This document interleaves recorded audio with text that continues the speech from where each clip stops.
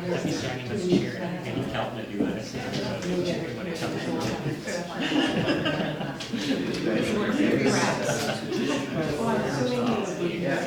They kind of allude to the rats as well. I went through the whole thing. I thought it was pretty reasonable. Well, I read the whole thing. What parts of you like it? I rocked it. Because option one home back. Oh, that's true. I rocked it. Oh, I have no idea. Where's that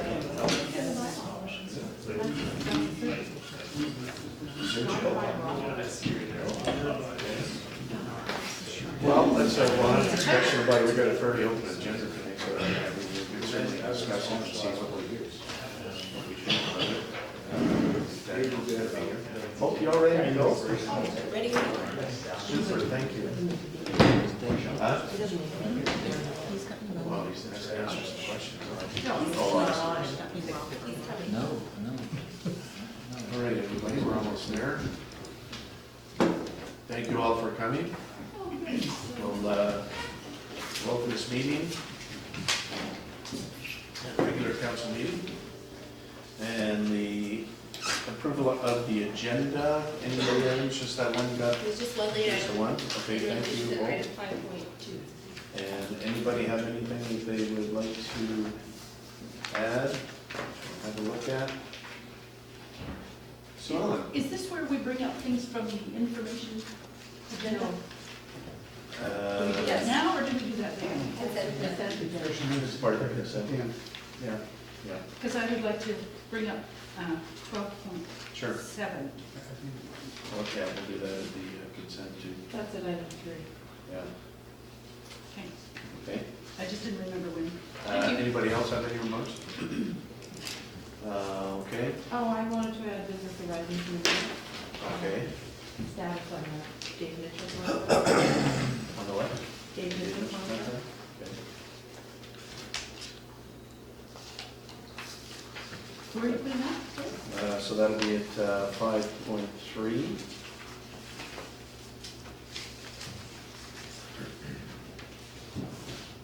You can speak to that. Okay. All right. Anything else? Okay, approval as amended. Somebody move. Thank you, Sue Ellen and Maureen. As a second. All in favor? Thank you. It is approved. Public comments. Oh, There's just one this evening. Okay. Trish Jaquette regarding the firefighters. all right. That's what you want to hear about, right guys? Skip right up. 39 years of living on this island, I've sent a few letters in, as you guys know. Yeah. Yeah, and I haven't had any response verbally, passed on through my emails for my questions that I've asked, Okay. which are specifically, how much money have you guys spent on your lawyers for the firefighters? It's taxpayers' dollars. Correct. And I think the rest of us taxpayers would like to know what you guys have spent. Okay. Because this is absolutely, as we all know, totally out of control. It's not going anywhere. It's just spending more and more money. So I'd also like to make a motion and a proposal that somebody on council can step up and decide that that you guys will pay for the firefighters' lawyer fees. It's taxpayers' money as well. Somebody should be paying for them. I don't know why they're having to go out now and try to raise money, GoFundMe, whatever, sell t-shirts to pay for their lawyers as volunteers.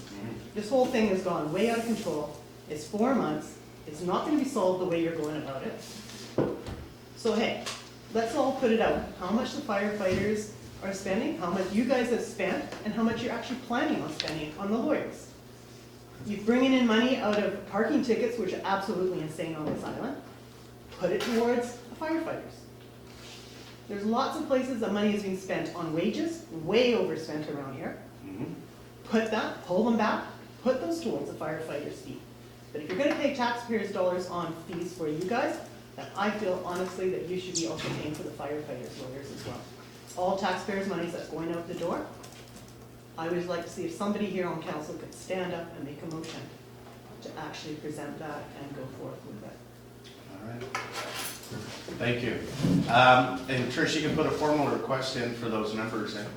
I actually have asked for specific numbers in my last email Okay, for how much has been spent on everything. all right, well, But I haven't heard anything back. make sure that's attended to. Thank you. Is that it, Hope? Okay, thank you. All right, we'll move on to the consent agenda. Anybody have anything there that they're not too happy with, that they, yes? No, Matt, yeah, could we just pull for discussion 3.7, please, Okay. the annual meeting schedule? 2.7, that's the one. 12.7, that I referred to earlier, if we could bring that to discuss. Okay, yeah. So I don't know where that would go. Where does it go? Section 11. Thank you. I knew there was a place. 12.7? 12.7. Oh, yeah, okay. And Michael 3.7? Yeah, no, we've got that. Yeah, section 11. 11, yeah. 12.7. Anything else?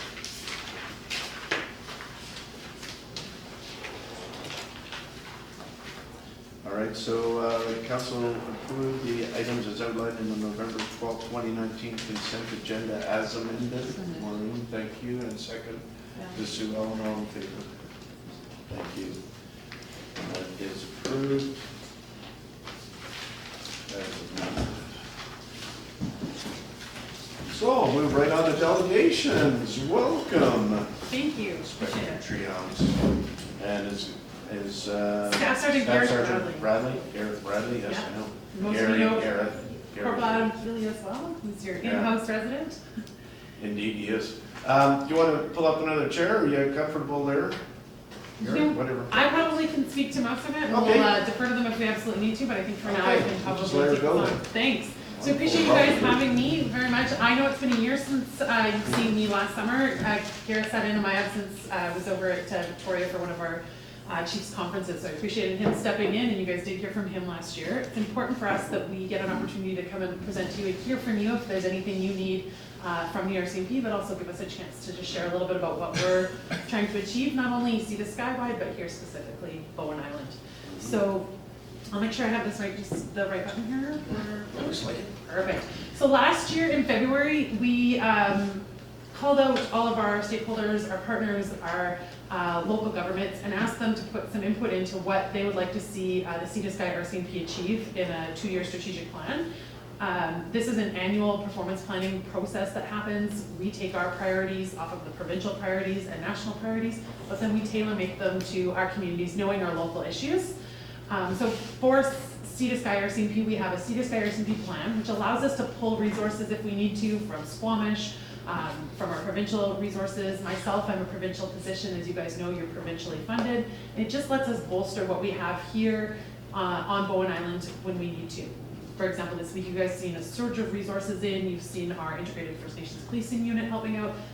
The bigger detachment has allowed us to surge in resources and have a aligned policing model that way. So you'll see a bit of greater Sea to Sky initiatives here, but we really try and hone those into issues unique to your community. And a lot of that work is done specifically through the direction of Corporal Keeley here. So he will get into directing his police officers and their team into making sure that they take these priorities and focus them in on Bowen Island.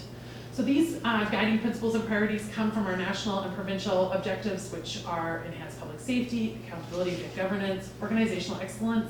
Just really, the RCMP has been under a lot of scrutiny in our national media and provincial media, but also just understanding the importance of organizational excellence and taking care of our employees and delivering good policing services.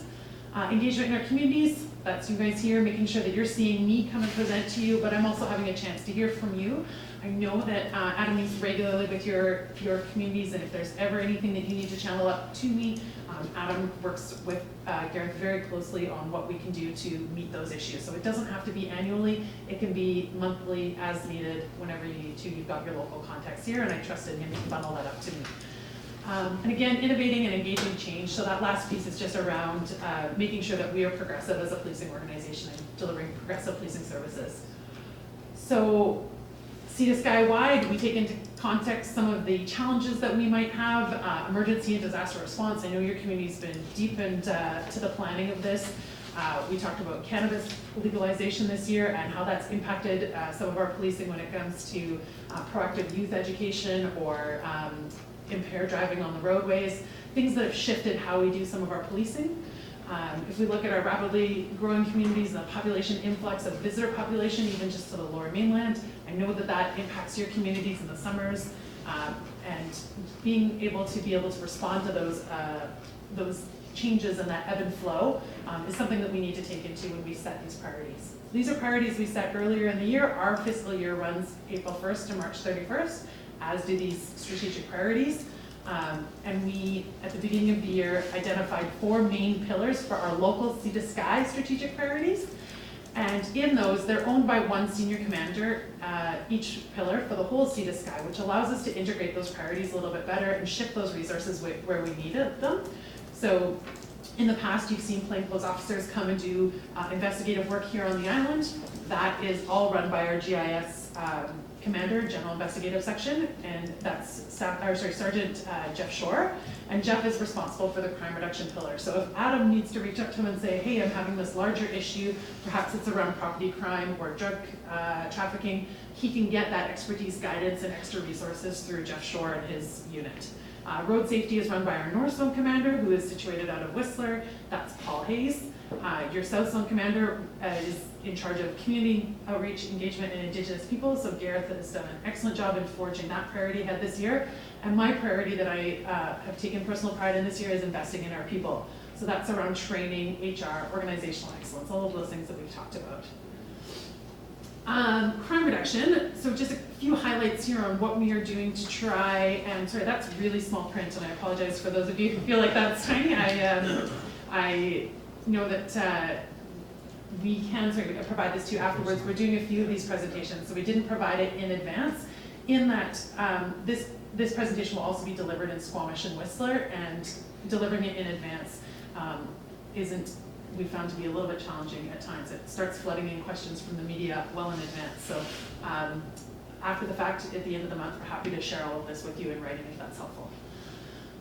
So enforcement, just some of the things that we're doing Sea to Sky wide. I think one of the most important things that's going on right now is our prolific offender and social offender priorities. This is an area where we've seen our Arctic, which is our regional intelligence center, really supports some of the property crime problems that we've been having up and down the corridor, but those also affect Bowen Island. So when you see somebody who's coming to the island to break into vehicles or cause problems when you guys have your busy times, you're seeing prolific offenders from the Lower Mainland or through the cities come through. And so we've, I think of the Squamish file that was recently investigated by our people in Squamish, and our offender was out of Ridge Meadows, and he was hitting West Van, North Van, Squamish, and Whistler, and Pemberton before he turned around and came back down with all of that property.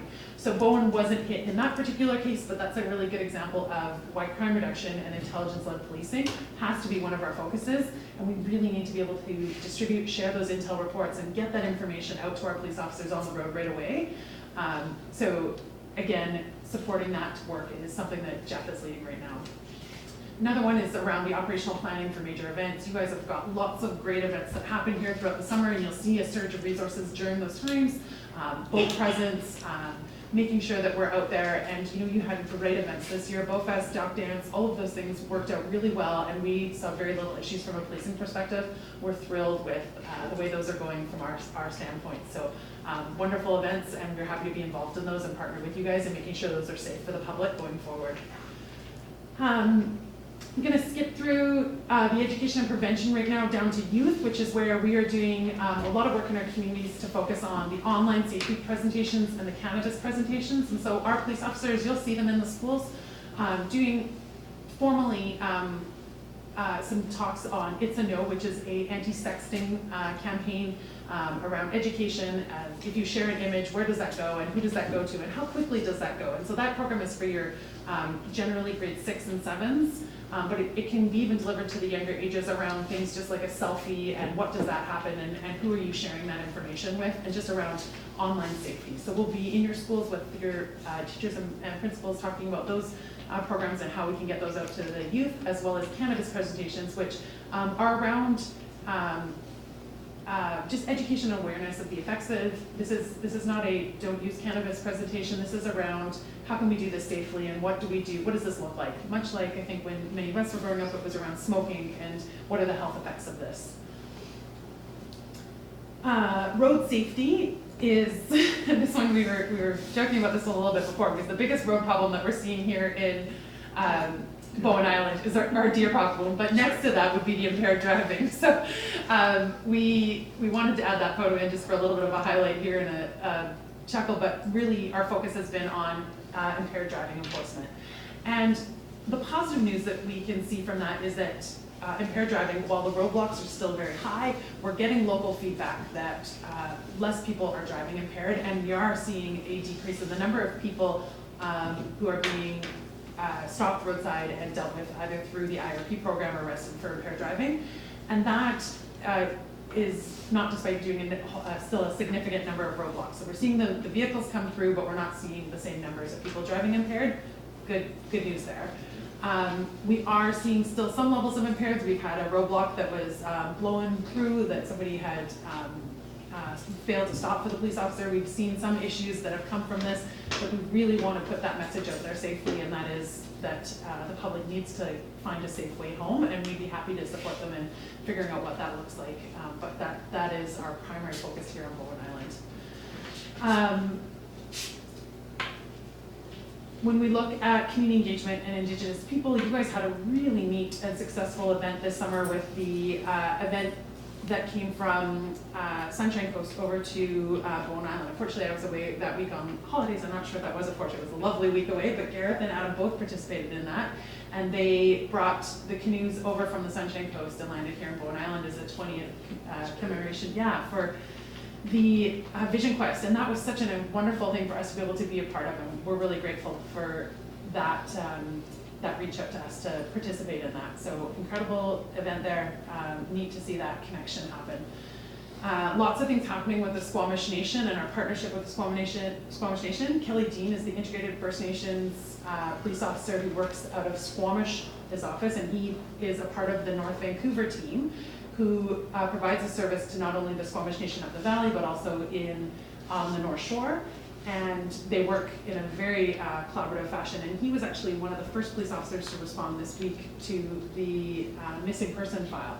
And I think that that's an interesting position in that he was out there on the water with an elder transporting them on our police boat and was able to actually get engaged on this file very quickly. And just a neat resource that is doing a lot of wonderful work with the Squamish Nation, but also here and able to provide a quick marine response in times that we've needed it. He's also done very similar things in Squamish, helping out with file out in just near the chief, other files where he's been able to provide that marine response, being that he is boat trained and really great at operating our boat. Community engagement, we are always looking for opportunities to partner with the community on the positive things that are happening in the community, so don't ever hesitate to reach out to Adam to say, hey, we'd love to see the police at this event, or we'd love to have you here. I know you guys do that already, but just a reminder that from an education prevention standpoint, we're looking for those opportunities, and if we haven't sought you out to be a part of it, please make sure the invitation comes our way, because that is something that we prioritize. I feel like when we have a connection with our communities, we're able to deliver better policing services. Having worked a lot of years in a small island posting up north, I feel like I understand that very well. So lastly, investing in our people, and despite the fact that Adam came to work and promptly broke his ankle, we thought we'd put this one in for you. He started here in the island and ended up with a broken ankle shortly thereafter, and has been providing a great response in administrative capacity and being able to work on getting through some of the stuff that we needed to heavy lift in our office. He's back in operational policing uniform, which we're thrilled about, and his health and wellness is improving. So that was definitely a challenge this year, but we definitely have front-loaded some resources when it comes to education and training, working on some mental health training. Particularly, we brought in Bob Rich this year to deliver some work on mental wellness. And Bob Rickard, for those of you who don't know, is the retired Abbotsford police chief, and he had several police officers who went off of his detachment in stress leave, and a couple of police officers in his police department that had killed themselves. And so he delivers an outstanding presentation to police officers on why it's important to prioritize your mental health and how you can do that in the policing world. So we were really privileged to have him come and speak to us. We've done a lot of work as well on developing some health and wellness issues like yearly psychological assessments is moving forward. Health providers that provide mental wellness counseling for our police officers that are direct billed through and available to the police officers. So just building that list of service providers. Really just trying to front load this and make sure that it's a priority, that we've got really well police officers coming to work. And so just a little bit of highlights from this year. As you guys know, we've hit on a few of these things throughout the presentation, but a few of the things that we wanted to note in this presentation that what a lot of the police resources were poured into had to do with the tents in the park, which we know was an important part of raising awareness and for people to be able to use their voices. But I wanted you guys to know that the police officers were deeply committed to making sure that that was a safe place for people to be, patrolling that area, visiting the park regularly, talking to people, and making sure that there, sometimes when we see the tents erected, it becomes a challenging area of policing because this isn't an area that is, how can I put this in a great way, but we often see that this increases safety to our vulnerable people when we start to see tents come up in areas where there isn't maybe lighting or equipped for camping, after hours patrols, those kind of things. So that was an area that we wanted to focus on right off the bat. I know I don't put a ton of resources into that to make sure that that was safe and that there was no unnecessary things that happened there. As you guys know from this recent event, but also from just a lot of files that we've had this year, our primary focus right now on the island is around mental health and partnering with our health services and Vancouver Coastal Health on mental health services and what we can do to make sure that people who need to get to Lionsgate or getting to Lionsgate and getting the treatment that they need, that's been a big issue for us this year. And of course, we talked about road safety and a few of the things there. So any questions for me on this presentation or where we're headed this year? Anybody got anything? I'll make a comment instead of a question. So I had a buddy of mine pulled over after the pub by Adam and blow a .028. Yeah. So he was like, but it gave him a good little scare, and he was like, I do a lot of drinking, sometimes much later, and I'm way above that. And he's like in his late 60s, and he was like, that's not going to be happening anymore. So I just, hats off for doing that kind of stuff. And also around speed enforcement, because one of the challenges we have is everybody here shares the road, right? Like kids are riding their bikes on there and all that. And I know that's tough policing because you know people around and you're gonna bust somebody for drinking or speeding, but I think it has a huge public safety benefit. So just And the rush for the ferry always adds pressure. And the rush on the ferry is another really good example of where Yeah. you really need to be careful at that time, because that's when everybody's on the road too, like bikes and all that as well. So Thank just you a for sharing comment. those comments. Those are really important, and it really is an important thing that we can take back to our police officers to say your work is appreciated, and these are some of the wake-up calls that have been valuable, so that's great. We appreciate that. Allison? So just sort of picking up on that first comment about the driving under the influence, are you picking up people for both intoxication from alcohol and being high? So And what sort of numbers? the numbers of people that are driving high aren't significant. This is more anecdotal than based on stats. I'm just, from my experience and from talking to the guys, we aren't seeing a ton of people that are high, whether it's prescription medication or marijuana. It's predominantly been alcohol here. That doesn't mean we're not looking for that. I'm trained in what's called standard field sobriety, and I think the other two are as well. So we're looking for physiological signs of impairment, like your pupil size, a lot of physiological indicators that would show us that you're impaired by drugs or alcohol. That's what we're doing when we're at roadblocks, when we're stopping people, even sitting outside of the pub and just talking to people and observing what's happening. That's oftentimes what we do. And then in the school programs, are you covering off more than just the public schools? You're doing the private schools, and we've got a homeschooling association here that has a school. That's an interesting one. I don't think we've done anything to reach out to the homeschooling I haven't, no. program, but that's an area we can certainly look Tony at. Discovery Just- Center. Yeah, And IPS. yeah, that's a good one. We didn't hit that across our radar for sure. But I can speak a little bit to stats. We've got a challenging year ahead of us nationally. The Canadian Centre for Justice Statistics has changed the way that we score files. When I say score files, that is how a file is read, reviewed, and then cleared. So it might be cleared by charge, it might be unfounded, it might be unsubstantiated.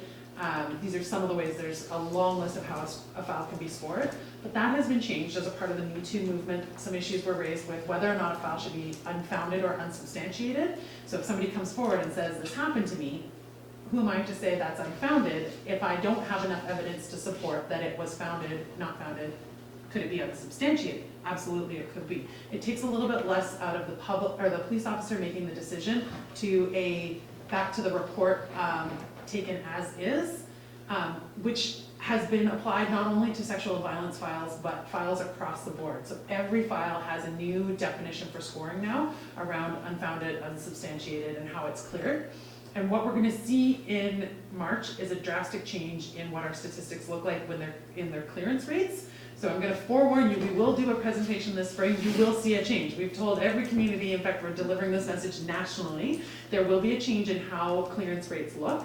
Don't be alarmed by it. We will do a bit of a look at each file, an overview look. So we'll pull a sampling of files and see if we can get a bit of a more drilled down statistic, but the basis is, and we delivered this to all the Lower Mainland mayors last week at the Mayor's Forum, and that is, you will not see some consistencies for about 2 years. And then after about 2 years, we're gonna see a new baseline, and we'll be able to go from there. So don't be panicked, don't be alarmed, there'll be a new change. I'll be able to break down some of that and we'll give that information, but there is going to be a bit of a change in what statistics look like. So if you start seeing the media report, there's a significant jump. It's probably somebody from the media who has not heard this. Although we are trying to get this out to everybody in the media, that will look different. And that doesn't necessarily mean there's been a significant spike in crime. It means we've changed how we score that. And so now I would argue that we're looking at it in a much more objective manner with a bit more of a broader lens. I would say it's more progressive, absolutely. So good changes in my opinion, but it will look different. Look forward to that. Great. Anybody else? Comment. Yeah, Maureen. Yeah, just thank you very much for your work over the last week. You know how to Yes, absolutely, thank you. We'll make sure that all of the police officers who've worked this case, I know long, long hours and heart and soul put into this, I'll make sure that they've heard that message from you. So thank you. Yeah. Yeah. Wonderful.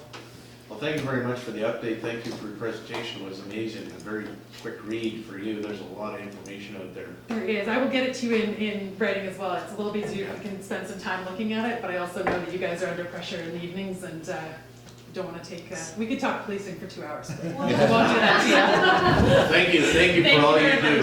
Really appreciate very it. much. You gotta try to Thanks, stay Derek. for the Nice to next see you. delegation because they're talking about homelessness. Great, absolutely. Let's do it. All right. Now we have the Lookout Housing Society. So you might not be expecting me, What are you doing here? Just kidding. but I Nice to see you. bumped into the team on the ferry on the way home this afternoon. And I just said, gosh, I want to come, and I meant to get here in time for public comments, but I had to drive my husband home. Lookout has been so, Sorry. that's No good. worries. Thank you. Thank you for coming. Take care. Appreciate that. So I said, I just want to cheerlead them a little bit before they make their presentation, because they've been so important to me at Caring Circle. Last year, the extreme weather shelter, they took over that and did an amazing job. It took up tons of my time, and without them, you know, they really released me from many hours of trying to get that organized. But this year, I'd just say 3 things. They really did a lot to de-escalate the potential conflict around the tent city, especially when it moved over to Caring Circle, because they were really on my back porch, and I had some fear and anxiety around some of that. It wasn't exactly always friendly, and so Owen was amazing and James in terms of coming in and educating me, helping me find the language to speak to some of the vulnerable citizens. Also, amazing way that they, in a non-political, non-bylaw, legal way, were able to direct vulnerable citizens to my services at Caring Circle and then in town. I guess that's all. I just wanted to say that these guys, every time I saw them come in, I went, oh great, I got 10 questions for you about how to manage what's going on down here. So here they are. Here's Well, the thank you for team. that, Colleen. Nice, Colleen. Thank you, Colleen. Good evening, Mr. Mayor and Council. Thank you for having us Thank today. you for coming. Yes, thank you. Just to introduce myself, my name is Tamara Spear, and I'm the Director of Operations for the Vancouver region with Lookout Housing and Health Society. We're honored to be here and present to you tonight.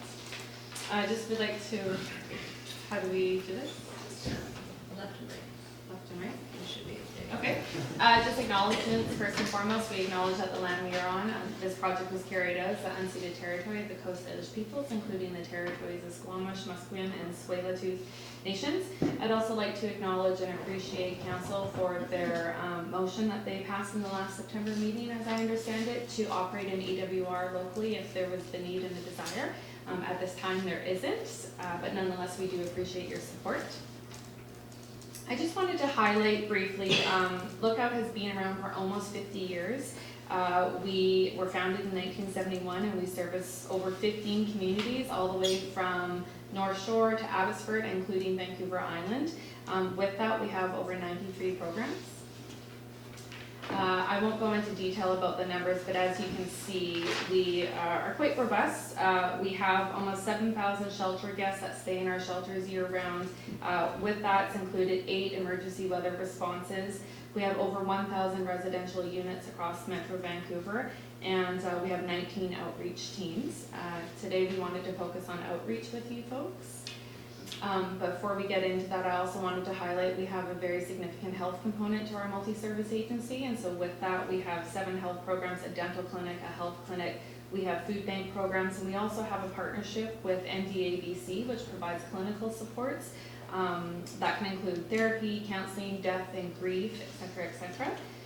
And additionally, we have 2 community resource centers. So just to provide some perspective, we served almost 500,000 meals last year alone. MDMA is? MDABC is Mood Disorders Association of British Columbia. We merged with them in 2014 to expand our health services that we offer. Thank you. Thank you for the question. Briefly, I wanted to touch on Lookout Foundation. So it is an arm of Lookout Society.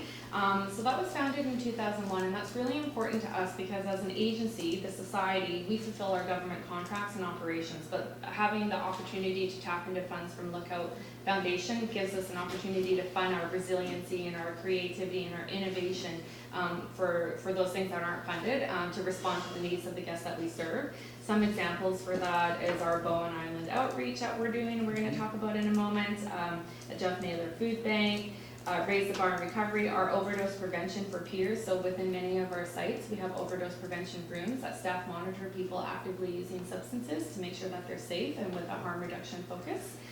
Binners Project and community cleanup such as Spring Dig, which is an educational peer-led team to help inform the community about harm reduction and also making sure that it's safe. At this point, I'm going to turn it over to Paul, who is our manager of the local North Shore shelter, to talk about our DPOS program. Thanks for having us again. So I just want to just chat briefly here about a project that through Reaching Home, the federal government, we started a pilot project, our Deep Woods Outreach Mapping Project. So with that, we were able to hire 2 outreach workers and a coordinator, and we went off the grid, finding some of the folks that chose to live out there and didn't really feel comfortable in society. So our guys went out and connected with quite a few. They hit over 184 camps from North Shore all the way up to Pemberton and actually past Pemberton. They came in contact with 93 males that were living homeless and 35 females. In that time, we were able to provide assistance to them. We brought clothing, we brought food, we were able to connect them to other different resources in the communities of Squamish and Pemberton, and even bring some of them back to the North Shore. Some of the The successes that we had with that was building relationships with all the different organizations and resources from all around North Vancouver, Squamish, Whistler, Pemberton, and getting to know where we could send some of these folks that were either injured, needed medical help, wanted to seek help in recovery, get some harm reduction supplies and things like that. So through all that, we mapped out where our folks went. So if our outreach workers went out there, our outreach coordinator was able to track them to make sure that they were safe wherever they went. So it would ping wherever they were, and we'd be able to see where they were and text back and forth. So they would say, well, we found someone that needs medical attention. Do we have a shelter bed? Yeah, we do. So we were able to bring a woman, a senior citizen who was living in a trailer off the grid out there and who had some serious infections in her legs. So we were able to get her into the shelter, get her into the hospital, so she was treated, and then she wanted to be transported back to her home. So we were able to facilitate those things and take care of their needs and be non-judgmental and make sure that they were safe where they went back to. So it was a pretty powerful and good project that serviced a lot of the needs in all the different communities all the way out here. So getting into Bowen Island. So in September 2018, BC Housing helped us fund through what Bowen Island needed was an emergency weather shelter. So we got things together. We met with some of the folks up at Collins Hall, and we met with some of you folks, and started opening up our shelter in, I think it was in January. So we opened in January, and we opened for about 25 days, and unfortunately, we didn't have anyone come in, but fortunately, at that point, I guess it seemed that nobody needed the service to come in there. But when we were open, we had 2 staff members come out here, spend the night, and go back. And at one point last year, obviously with the storm, we had 2 staff members stuck here for all day. They didn't get back till 5, so they were pretty tired. But yeah, so I mean, being able to get over here and do that and meet everybody, that was a success in itself. Is getting to know the community here and getting to know some of the people, and knowing that people actually care about the people that live here, right? So the EWR concluded, and so fast forward to September, when the media coverage came out about the encampment up there right away. I spoke with Owen, and we had Owen and James come out here almost immediately just to check up on the camp. And so we actually approached the foundation to get funds to come out here on a regular basis. So once that hit with the camp, we made sure that we were here every second week or whenever we were needed. If we got a call to come out and check up on some people. So on one of our almost first visits, we met with somebody that was interested in going to detox, and we met a young female that was staying in the camp.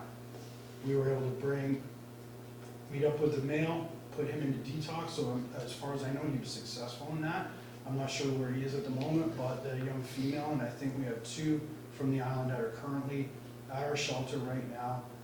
They've been hooked up with the Foundry, the youth services there. We've got them on income assistance, and we're starting to case plan with them to see either when they're ready to either come back home here, or if there's someone else they want to get connected with in the lower mainland.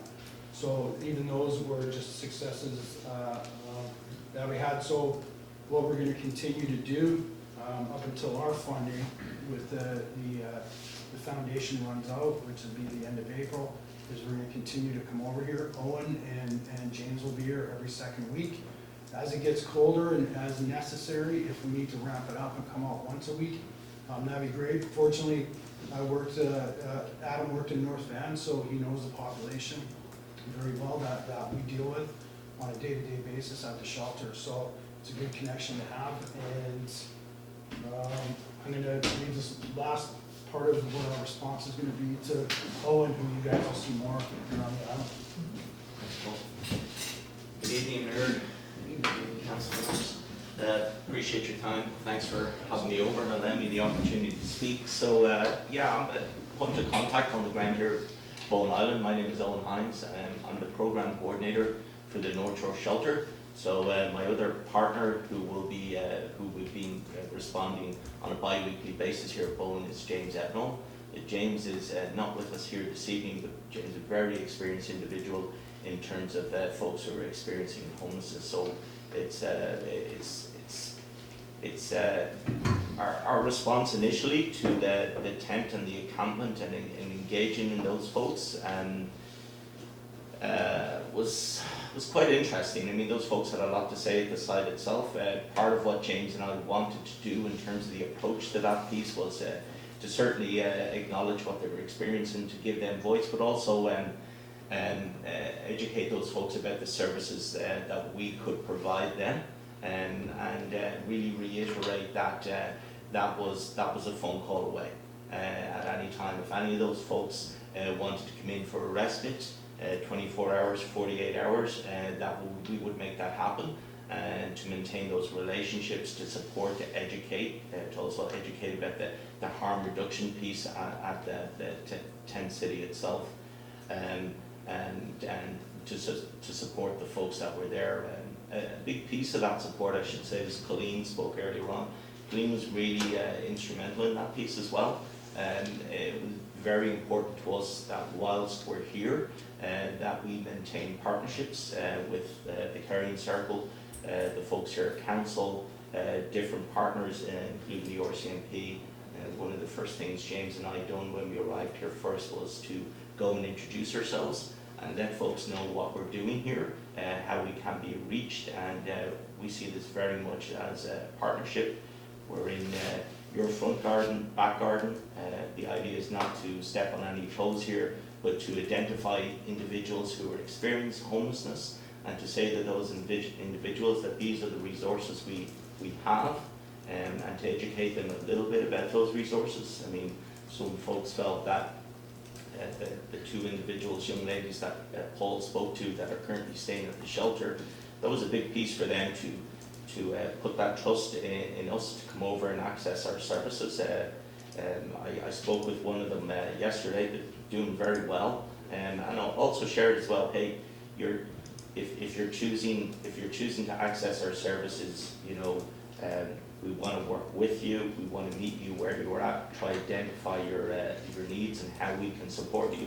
But also, hey, you're free to come and go as well. And certainly, we want folks feel that hey, once they're in the shelter, that they have to stay there, or you know, they may not like our services, and that's okay. And part of that is, hey, let's refer you to the best service that works best for you in terms of that. So. Yeah, the bi-weekly visits, we'll, as Paul spoke earlier on, we'll be maintaining that, as you say, up until April. And the idea for us is to try and again, identify where folks are experiencing homeless, try to meet them where they're at. A large piece of that was the tent city, and then moving up to then the municipal, I believe, car park area as well, where we found a lot of folks staying in vans.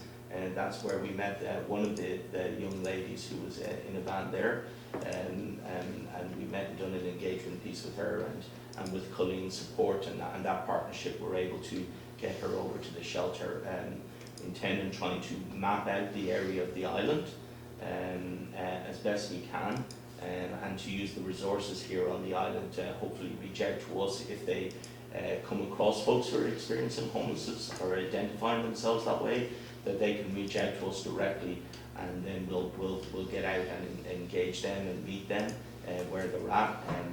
There's another individual that we're working with a lot at the moment, who's I believe is staying in the library parking lot there, and who has a lot of challenges at this point in time, and we're trying to kind of just build that relationship and build the rapport with that individual to support them to the kind of housing that they're looking for, and along some of their mental health needs as well. So that's going to be quite a big piece of work for us, and we're pretty much committed to it. But the support of the folks here on Bowen And again, Colleen and her team as well is really important to have that success there for that person too. Felt like, you know, between the three of us in terms of the presentation, we've been talking a lot, and is there any questions from the floor here that I can help address, or if there's any concerns about our presence here, or any clarification I can provide? I'm happy to do that. Just one question for sure is what's the status of the shelter for the extreme weather shelter for this year? It's going to be sort of on demand. Is that sort of? I think I could probably best speak to that. So at this time, in collaboration and conjunction with BC Housing, there is no plan at this moment to open an EWR, but both parties are committed if there is the need. Okay, so we can make it happen, but just at this time, we solicited feedback from the community as well as our outreach endeavors. There seem to be some people here that identify as homeless, but not everybody in need of housing. Mostly what we had heard and what they articulated was the need for affordable housing. Okay. Thank you, Tamara. Yeah, the other thing, if I may, just add to that, I mean, we will have an EWR response at the North Shore site too. And one of the things we've done is to make sure that Colleen and the different partners here will be in on that email response. So if folks are coming and need to access a bed and it's an emergency situation, that when that EWR response is launched from the North Shore site, that they can access the North Shore site if necessary. And again, it's appreciate it's a bit of a journey for folks, but you know what, it's an option. Yes. And once that EWR response is open, they will have access to a map for as long as that response is open. And then typically what we try to do there is prioritize the folks who are accessing that response to beds and services in the shelter, right? So that's typically what we try to do.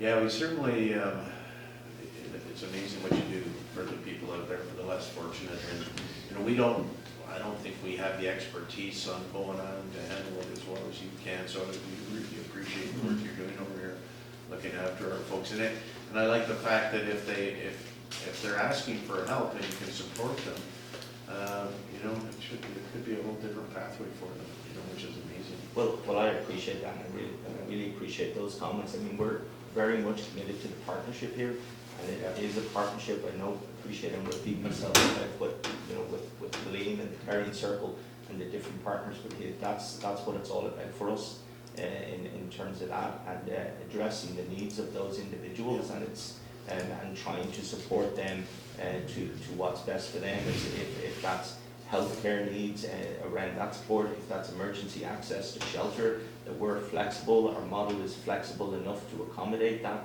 And we also have a supported sober living program attached to our portfolio in North Vancouver, up in Lynn Valley, the Doverport program. So some of the folks that we've had interactions here have expressed an interest in that.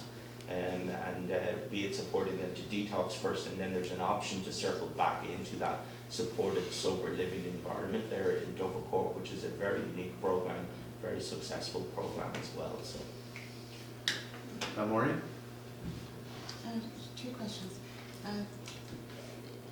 Some years ago now, I worked with the SFU Prison Education Program. We worked in 5 of the federal penitentiaries for men. And I know that one of the critical things for the guys once they got out was to find some sort of employment. So my first question is, what kind of connection do you have with, or any connection with job finding or with educational programs? And then the second question is, do you see any particular Bowen-specific issues, given that many of us are in a first-name basis with the homeless people on Bowen Island? We know who they are. okay, well, yeah, thank you for that. Appreciate it. I mean, the first thing that jumped to mind in terms of potential work experience opportunities or employment opportunities is we do have some social enterprise programs that we run, and one of them directly is currently going to be back on our North Shore site. It's currently just going through a transition process, moving back from Surrey, and that's with the Excel flooring program. And so we do have peer support programs through that. We have our own home moving company as well that provides employment opportunities for individuals. So all of those options for folks who are accessing our services, or even even if they're not and express an interest in that, is something that we're open to, and we can support them to start at those peer support programs, or as I say, social enterprise programs as well. In terms of the second part of your piece, around the folks here feeling that they know on first name basis that the folks who are, yeah. Does that present any particular challenges? No, quite honestly, for me in my short term here, it's just sharing this with the guys on the way out. I mean, it's to me it's a strength. I mean, there's a very tight knit community here. I really like that, and I have to be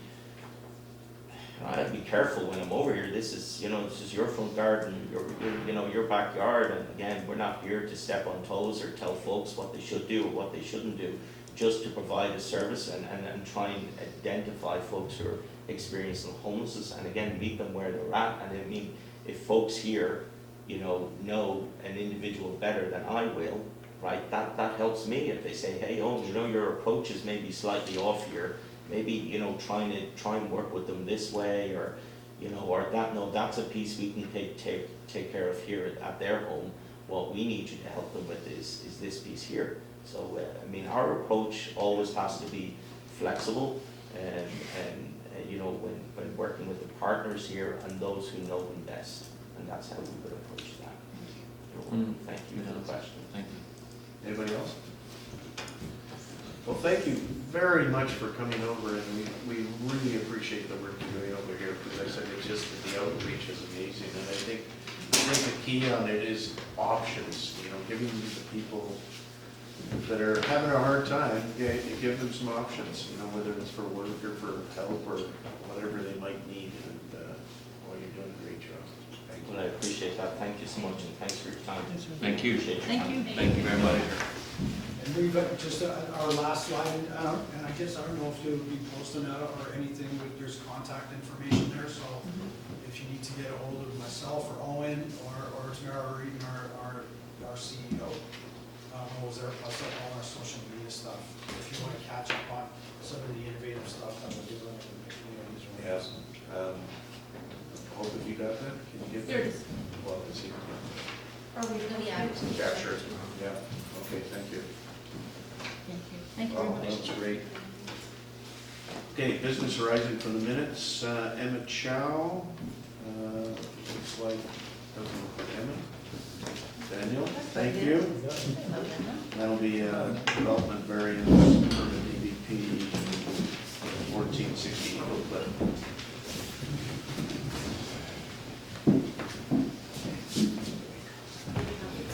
Thank you and good night. Thank you so much. Thank you. Bye-bye.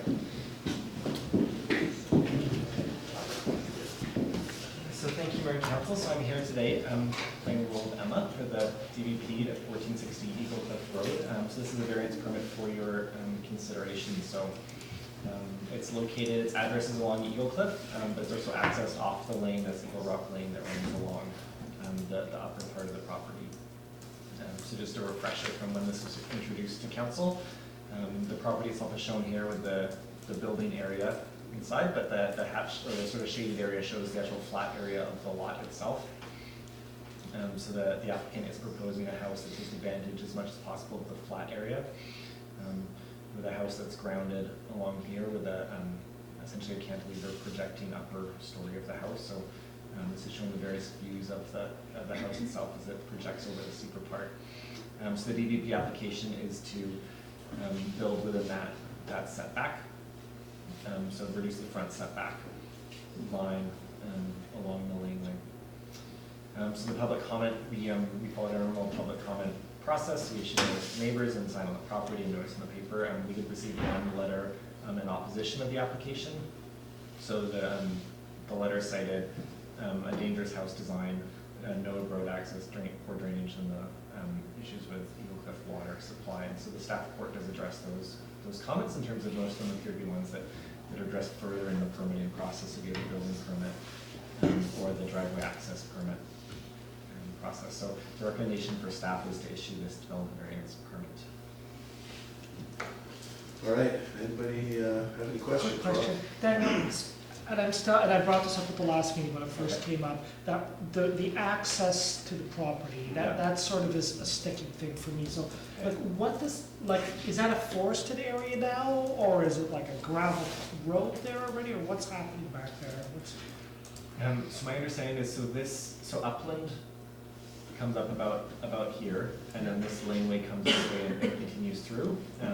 So it does come off of Eagle Cliff here as a roadway that ends about 2 properties further to the north. This roadway isn't forested, but prior to like the purchase and the starting development of this property, you probably couldn't tell that there was a roadway that was being physical showing it. The applicant received a permit to do the initial clearing work for the road bed, but hasn't yet received a driveway access permit to actually construct the road itself. And so Public Works is permitting it as a driveway. So a driveway permit is anywhere from the paved portion of the road to your property line over the municipal road allowance. So this is a municipal road allowance. The pavement ends at upland. And so the driveway access permit is essentially to build a driveway along the municipal road allowance that reaches all the way to this property. And that never came to council to do that across municipal right away?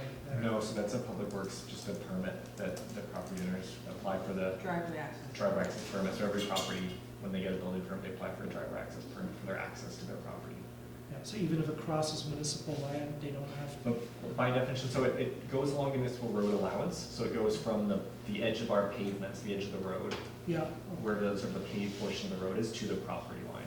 So in some cases, it's simple as, the pavement is here and the property line's here, and you're building a culvert across it because there's a ditch there, so it's 5 feet long. And in some cases, it ends up being, our pavement stops somewhere and the driveway continues along the municipal road allowance until it reaches the property line. So that property has a right to that access to the top of that property? Yeah. That's, Anybody else? Yeah, my concern was access. Now, has that been published pretty much? Is that there's gonna be access in there now? Because that lane's not being used now, or is it? So the lane is not being used now, Yeah. but so they would receive, they've received the initial permit to do the initial clearing for that, and they're still working through, I believe, the sort of engineered drawings to fully address the drainage and the construction of it along, so that it doesn't affect neighboring properties. But it would be receiving a Public Works permit for the driveway. So would not be a municipal road, but would be a private driveway accessing. No, so it would just be a driveway. It'd be a driveway. Oh, okay. okay, so that's good you clarified that, because we didn't have that clear last time. So it won't be, there's not gonna be a lot of traffic on it, it's just a driveway. It's access this house. Okay. It's only gonna access that house and nothing else. Yeah. Yeah. All right, anybody else? Go ahead. I asked my questions back on October 15th or whenever this was, so I've looked them over and I'm happy. Having lived in Eagle Cliff, I know how difficult it is to find anywhere to flat put a house on some of those lots. And so I appreciate the work that's gone into getting it to this part and the input from the public. So I'll move. Whoops, wrong one. Sorry.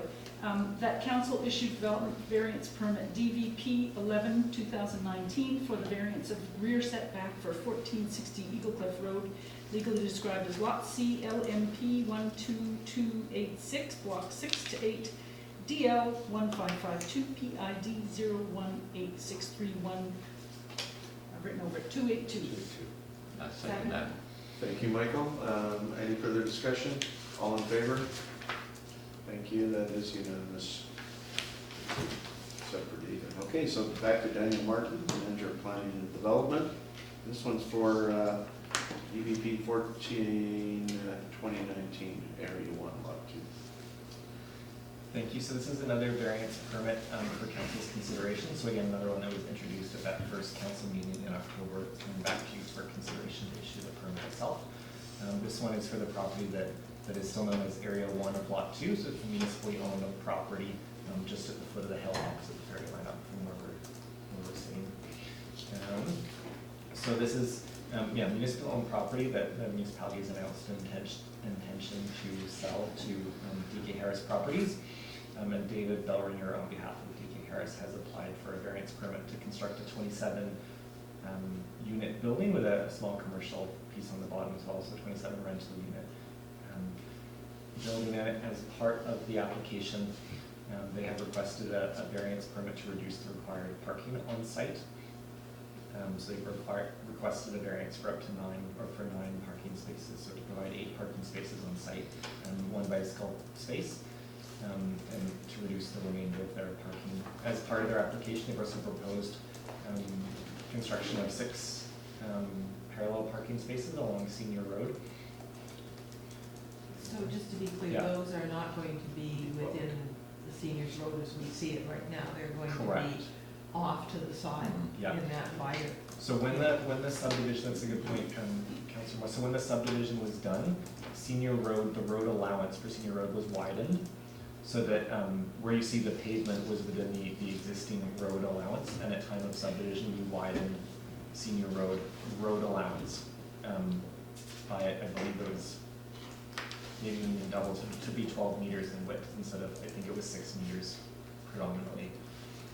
So in this diagram where the parallel parking is, this is all within the expanded road allowance along Senior Road. And so a condition of the permit is that the construction of the parking would be done under a works and servicing agreement. And so that's a standard document that takes place normally in subdivisions, and so it lays out, essentially it requires like engineered drawings of the work to be done, that it lays out what they do, that they post a security for the work done, and then certain conditions and standards for what will happen, and then at the end of the time, then the work is done, then deposit is returned. And myself and our interim director of engineering and our public works supervisor did meet with the applicant's engineer and architect after this introduction to go over components of the works and servicing agreement and our municipal standards for the road work. In terms of public comment received, we've received 3 letters, so one of which I think was on the table item, but so we received one that supported generally reducing parking requirements in Sun Cove, one about concern about increased traffic on Senior Road, and especially the northern portion of Senior Road beyond the ambulance building. And the third one opposed the variance because of concerns about parking, predominantly parking in Sun Cove itself. So staff recommend that council issue DVP 14/2019. I'd be happy to make that motion. Okay. You have to read it out. I'll second it. Yeah. You second it, right? Recommendation that council issue development variance permit DVP 14/2019 for the variance of required off-street parking for Area 1 of Lot 2, legally described as Lot 1 District Lot 490 Group 1. New Westminster District Plan EPP 68283 PID 030090318. I think you win the prize. I'll second that. Okay, so any further discussion on this, Maureen? Yeah, I don't object to the issuance of the variance, but I do have concerns about the overall parking issue. And with the work that's being done on Lot 3, and with the loss of the parking when this goes through, that's a significant loss. So I think I want to propose another motion, which I'll put on the table after this, which deals with addressing parking in the cove, just directing staff to look at what the options are. I know we've done that in the past, but when we've done it in the past, the solutions we've come up with have been putting in the commuter parking lot on Lot 3, which we're going to lose, and putting in the temporary lot on Area 1, Lot 2. So given how given that it takes time to think these things through, I think it would be wise to have that motion directing staff to really start thinking about it, because we are going to be in trouble, particularly if the Renison lot goes into play, or if the pub were to begin on phase 2. Essentially, the major parking lots in the cove would be gone if those 4 were gone.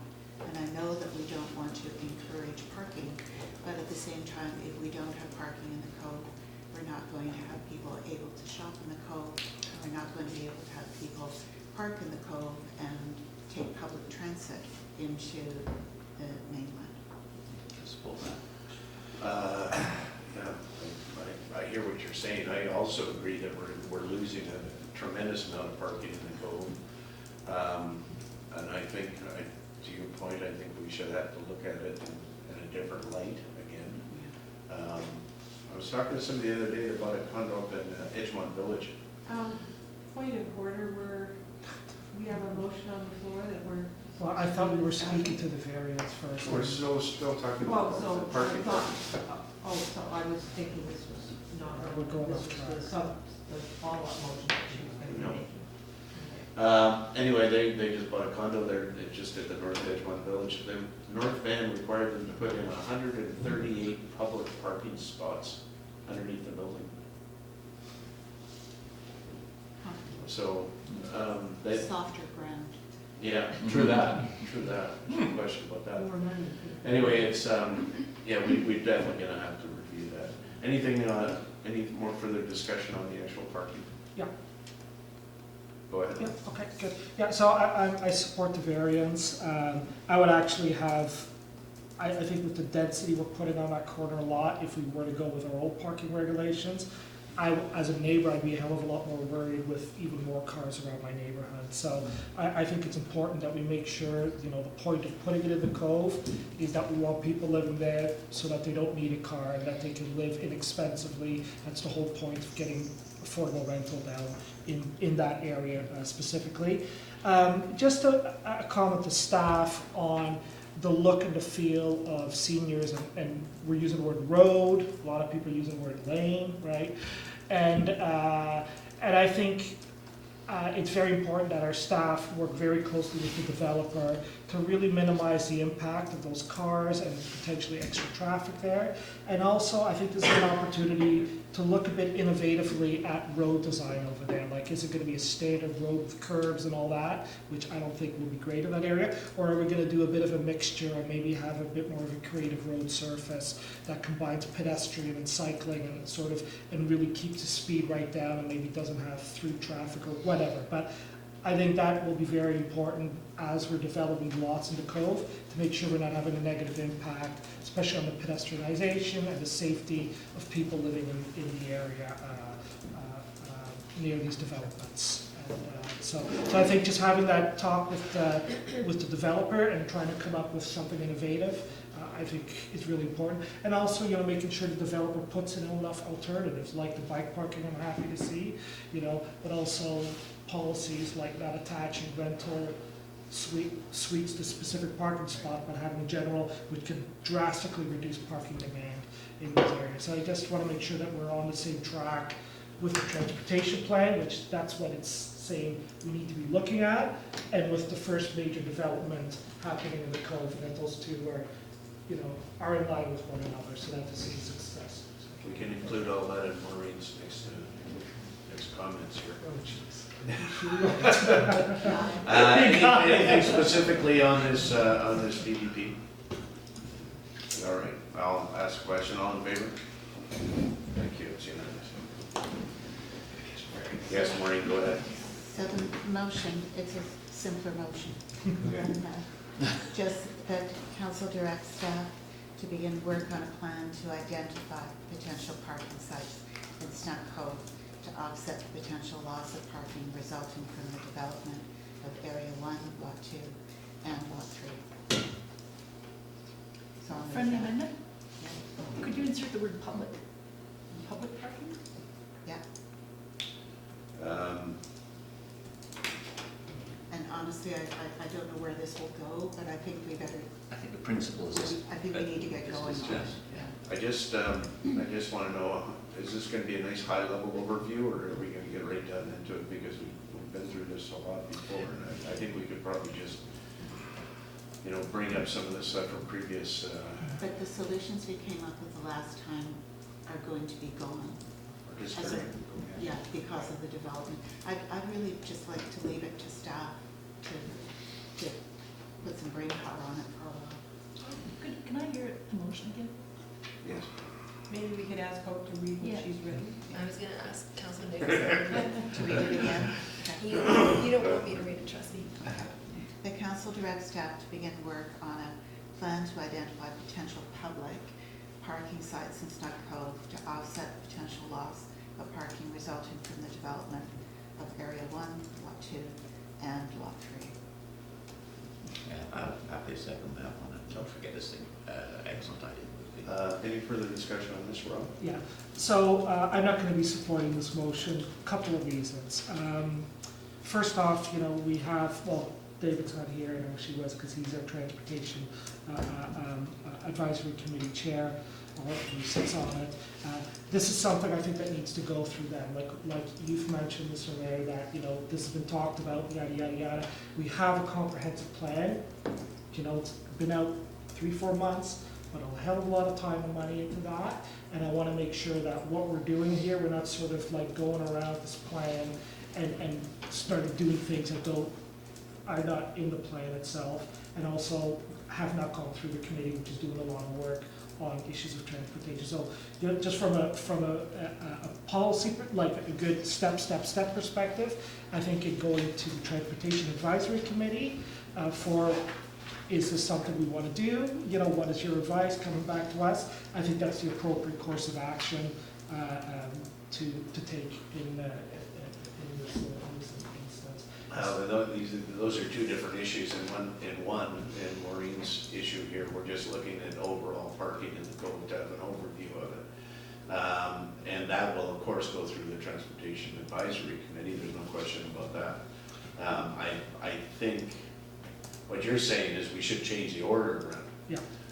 And it should- Before we start spending staff energy and direction, before we know what comments and from people on the Transportation Advisory Committee, that's what they talk about, you know. No, these that's issues. understood. Maureen, Yeah. what do you think about that? Can we add something about referring to the Transportation Advisory Committee for consistency with the Transportation Master Plan or something? Because I'm not sure that the Transportation Master Plan says we shouldn't have any parking in the code. I don't think it does. But my preference is for it to go through staff. They know what land is in play. Yeah. The Transportation Committee does not. The Transportation Committee can bring back feedback on the basis of what is desirable, you know, principles and so on, but in terms of what the land looks like, you go to the Transportation Committee and you ask them, is this portion of Lot 1, for example, suitable for a temporary parking spot for a 2-year period while we get some other things sorted out? Staff can answer that question. The Transportation Committee can't, from my perspective. I see your point, Maureen. I would just say that, first off, I've sat on that committee and the staff is actually, there's great support from staff there as well. But I guess what my larger concern is to this motion is that it impacts a number of other issues. Like, one of my comments before with the temporary parking spot was people get used to it, we know we're gonna have to take it away, then what, right? And it was, well, we'll think about that when we get there. Well, now We're we're there. there. We're there, exactly. And not a big surprise, okay? And so, and as your example, let's find another spot. So now we're gonna create more parking, like rip down whatever, and let's do that temporarily. And then before that gets developed, and you know, sort of whack-a-mole, right, moving it around. And that is, and the transportation plan is very much on, we need to find a solution out of this. We can't just keep parking more cars downtown, down in the cove. And that's my concern, is that we start going in this direction, and it will have an impact on all these other policies that are within the transportation plan. And I want to know what that impact is before we start spending time, energy, looking at where we're going to pave more property in, and I don't even know where you go, but presumably one of our other lots we chop down. But I want to know how that's going to impact our bigger picture of the transportation plan, so we don't just keep pushing this problem around, and maybe even increasing it, because people now have gotten used to parking, you know, and now this is their new way of traveling into the Cove. So I think having a bit of a better picture of the impact that that's going to have on the transportation plan is really important before we start looking for chunks of land and spending time, spending energy from staff at that. So. Could we have a friendly amendment that we request staff to look at it in consultation with the transportation committee? Sure. Yeah. Will that be all right? It's better, and I hope you make that, because I definitely think they should be involved. I won't be supporting the motion, but I definitely think that's an improvement over the original motion, so. Okay. Yeah, go ahead. So far, I just wanted to say, I think we should be concerned about induced demand. Like, if you build it, they will come. And I'm not sure that parking lot on area, lot 2, area 1, ever was approved by council. I think it just No, sort it of just appeared. happened. Just Right? happened. And which concerns me, in that council had made that decision, and yet now it's there and it's in use.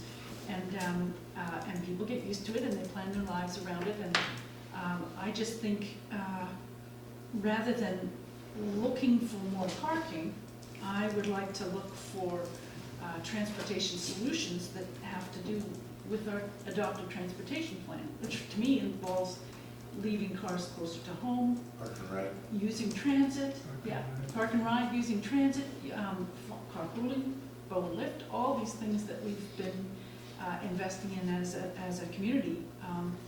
And the idea of putting parking first, or, you know, putting it before the Renison lot is developed or before some of these things come to pass seems to me to be planning in parking, when actually what we need to be doing, according to the climate emergency that we just declared, is moving away from individual car use. And so, I you know, agree with that, I but it's just- not gonna happen overnight, that's all. Yes, I'm concerned about the induced demand side of it. I see parking on the plans for lot 3. There is some parking in there, and I'm concerned now that we're trying to replace parking that council never agreed on, approved in the first place. Whether it did or not, And, like you said, it is. Yeah, part of what we so do. I'm not in support of this motion, and Maureen? I just want to remind council that the majority of islanders do not live within walking distance of Correct. the cove Correct. at this point. did I mention Or near a bus. Or near a bus. Hey, or I on live on a the north bus. end of the Right at island. the time when they can use it. Okay. Let's just move this ahead and see where it goes. If you're okay, Maureen, with that friendly amendment, Yeah. Hope, could you read that? she doesn't have much voice. Oh, I'm sorry. The council directs staff to begin work on a plan in consultation with the Transportation Advisory Committee to identify potential public parking sites in Snug Cove to address the potential loss of parking resulting from the development of Area 1, Lot 2, and Lot 3. So moved. Second. Was the consultation with, Yeah, was that it it? was Sorry. Yeah. So, any further discussion? All in favor? 1, 2, 3, 4. Okay, opposed? And two opposed. Councilor Morse, were you? Thank you. That's She's passed. in favor. No, in favor. Thank you. All right. Thank you, Marty. So we got a 5.3 here, and this is just an update on Dave Mitchell and Associates. And that came out of reading the minutes, which said that council requested that once finalized, the consultant service agreement be circulated to council for information. Haven't seen anything, so I was unaware of that. I'll hand it Oh, over it's a very good to answer. Ruggles, CAO. Thank you for asking, because it was only this afternoon, Mr. Mitchell was in the office meeting with myself and Raj. excuse me. And we went over the draft service agreement. There's some further changes to be made. Once that's finalized, we will provide council with copies as requested. Thank you, Dennis. Okay, we'll move on to bylaws. Judy McLeod. Oh, now is this the one that got scrubbed? 6.1? Or is it still in? Okay. All This right. is the fourth and final reading. New Judy. Yes. Third and fourth. Judy as well. Multitask. A lot of action. Yeah. So today I'm also going to be talking about bylaw number 468. So this is the amendment for the medical clinic use in the Village Commercial 1 zone. So the Village Commercial 1 is the Sun Cove primarily commercial zone. And as council is well aware, there's a proposed medical clinic on a portion of municipally owned lot 3. And the Village Commercial Zone currently does not permit medical clinic as a principal use. So this bylaw would add medical clinic as a principal use. And it would add parking regulations for the medical clinic use, as well as changing, add medical clinic as a use that can be provided parking on a separate parcel, same as other commercial uses in the Village Commercial Zone. So the public hearing for this bylaw was held on October 28th, 2019. Yes, so there was one speaker in support of the bylaw at that meeting, and we received one letter in opposition. So a staff recommendation is that the bylaw 468 be read a third time and be finally adopted. All right, any questions? Well, now that we're talking about parking, I'll throw a quick, so you mentioned the parking there. Yeah. So is the idea that because we're gonna have multiple potential commercial areas over there, that we can share them together instead of having each one hived off into its own little silo? So this bylaw itself just establishes that parking regulation amount. So it's doing the 1 per 40 square meters. It's like our standard commercial Yeah. thing. The proposed medical clinic is working with Birch, who's also developing on lot 3, the affordable housing project. And I would say they're more working about synchronizing access points, so that it'd be like a common access between the two properties with parking on each side. So rather than a common parking area for all the uses, it's more about the common access into it to separate out. Okay. Anybody else? My feeling is at this stage, this is stage 1. We need to clear this hurdle, and then we can get into the new type. Shall I read it out? Sure, that'd be nice. Okay, Thanks, Rob. that the recommendation is that bylaw number 468, 2018, cited as Bowen Island Municipal Land Use Bylaw number 57, 2002. Amendment bylaw number 468, 2018, be read a third time, and that bylaw number 468, 2018, cited as Bowen Island Municipal Land Use Bylaw number 57, 2002, amendment number 468, 2018, be finally adopted. Second, Michael. Any further discussion? All in favor? Thank you, unanimous. All right, back to Daniel Martin. Proposed planning and development procedures bylaw. Okay, so this then is a draft bylaw for your consideration, and since publishing the report and since preparing this presentation, I've had some back and forth with Councillor Morse, and so I think at the end of this, I'm going to be recommending that council direct staff to revise the draft bylaw to include our delegation bylaw, and I'll get to that when I come to the end of this. Nice spoiler. So, Can I just ask a process, should we move to committee level so we can have more of a discussion about this rather than as a council meeting? Well, I think Daniel's gonna, so I it think doesn't matter, we're still gonna have the discussion anyway, whether it's a council meeting or in the committee of the whole. I was going to say, based on looking for direction to revise it, I was just maybe I give the presentation and we can get some initial feedback and then send it back to staff, and then when we come back, we'll schedule a committee of the whole to discuss it. Okay. Good. Thank you. So just by way of background, so development procedure bylaw is a regulatory bylaw that's required by the Local Government Act, and so it defines procedures under which an owner of land may apply for an amendment to the official community plan, to the land use bylaw, or to receive a permit.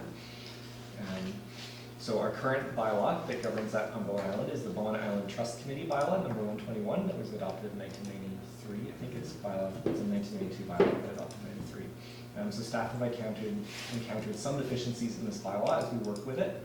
And so we started to draft a new bylaw to address these concerns. And primarily it's that currently now for variance permit applications, we create and post signs on the properties.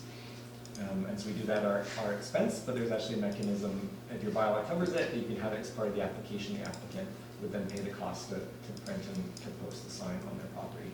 And the second one that we encounter is that there's no current mechanism in our bylaw to determine when an application that's on hold, we can actually now consider it closed. So we'll end up with applications where, we've had some back and forth and we've asked them for more information and they've kind of just sat on hold.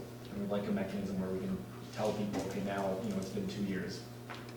We're going to close your application. If you want to come back with your application, you have to reapply and you have to start it again. So those are our main two driving points. But I'm going to go through, in the draft bylaw itself, there's some things that I would consider sort of revised requirements, and some things that are new, put in new requirements on people. So one is DVP notice requirements. So currently, our current practice is that we advertise variance permits in the local paper, but it's not actually required in our bylaw or required by the Local Government Act. So we would actually include that in the bylaw as part of our practice. So this is what we do. We advertise variance permits in the paper.